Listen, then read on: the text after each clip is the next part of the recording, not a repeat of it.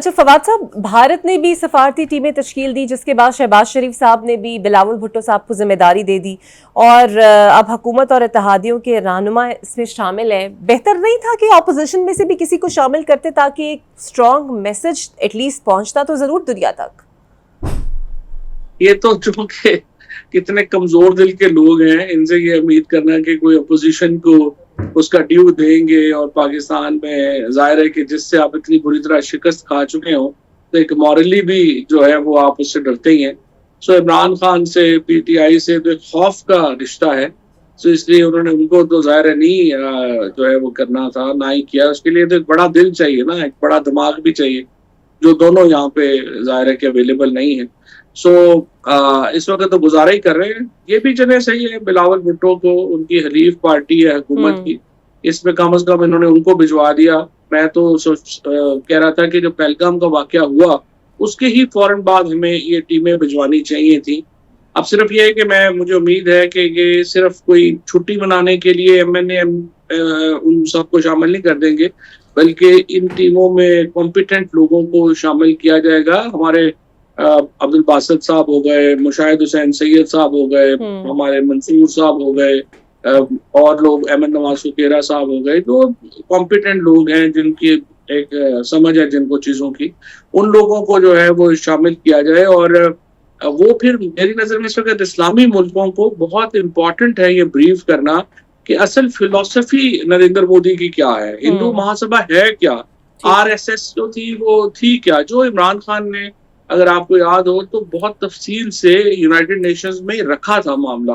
एक तो हिम्मत करके इमरान खान की वो तकरीर भी इनको सुना देनी चाहिए, ताकि इन लोगों को भी खुद भी थोड़ा बहुत पता चल जाएगा, पाकिस्तान के अवाम को भी पता चल जाए। लेकिन बहरहाल उस बुनियाद के ऊपर बड़ा इंपॉर्टेंट है कि हम इस्लामी मुल्कों को और जो मगरबी ममालिक हैं उनको बताएं कि क्या असल प्रॉब्लम क्या है, और हिंदू जो इंतहा पसंदी है वो कैसे इफेक्ट कर रही है पूरी रीजन। अच्छा फवाद साहब, आपकी नज़र से भी गुजरा होगा, इमरान खान साहब के बेटों ने एक इंटरव्यू दिया जो सोशल मीडिया पे काफ़ी चल भी रहा है, और ये पहली दफ़ा हुआ है कि उनके बेटे खुलकर आए और उन्होंने बात की, और इससे पहले उनका कोई ऐसा मीडिया इंटरेक्शन हिस्ट्री में हमने नहीं देखा।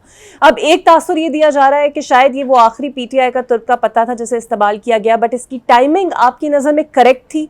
बिकॉज एक तरफ हम यौम तशक्कुर बना रहे हैं, पाकिस्तान इंडिया की जंग हो रही है, ऑब्वियसली हम सारी पॉजिटिविटी फीलिंग्स, और एक तरफ है और ये मसला बिल्कुल दबसा गया है। हालांकि जो उनके बेटे आए हैं, जो फैक्ट्स वो अगर बयान कर रहे हैं और अगर उसमें कोई सदाकत है तो वो काफी सीरियस है। फैक्ट्स तो वही है जो वो बता रहे हैं, उसमें क्या है।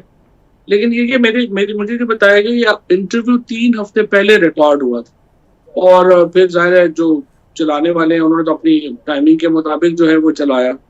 और दूसरी तरफ बात यह है कि जो पॉलिटिकल डिवीजन है पाकिस्तान के अंदर, जो पॉलिटिकल टर्मोइल है, ये तो एक रियलिटी है, और जब तक इसको आप एड्रेस नहीं करते हैं, ये तो एक आप समझिए कि कबूतर की तरह आंखें बंद कर देने से तो ये मसला हल नहीं होगा। जाहिर है कि एक मसला है और आपने इसको डील करना है।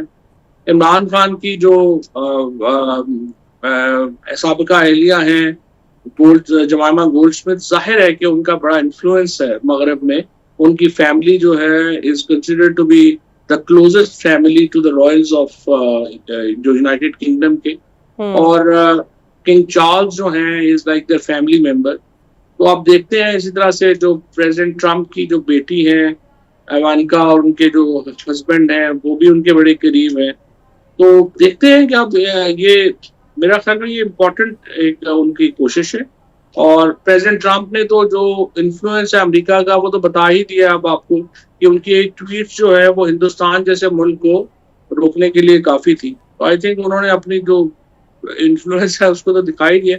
तो लेट्स सी इसके ऊपर आगे बात बढ़ती है या नहीं बढ़ती। And you can trust president Trump, जितने वो आजकल पाकिस्तानियों की तारीफ कर रहे हैं, उनकी सलाहियतों के मोतरफ हुए हैं, आपको लगता है he is a personality to be trusted?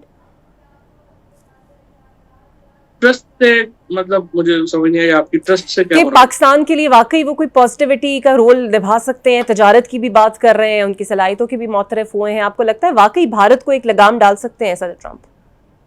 ये अभी तो उन्होंने डाली है। अभी तो देखिए प्रेसिडेंट ट्रम्प की अगर आप देखें तो उन्होंने ना सिर्फ यहाँ पर जो हिंदुस्तान ने जो गलती की नरेंद्र मोदी ने, वो तो ये थी ना कि उन्होंने अपने आप को यहाँ का नेतन्याहू समझना शुरू कर दिया था। एंड ही थॉट कि मैं तो इजराइल हूँ इस रीजन का, मुझे कौन पूछेगा। जाहिर है, एक तो अमेरिका ने क्लियर किया है कि भाई आपकी पोजीशन जो है वो वैसी नहीं है, नंबर 1। नंबर 2 ये है कि जो पाकिस्तान की अहमियत है उसको प्रेसिडेंट ट्रम्प ने रिकग्नाइज किया।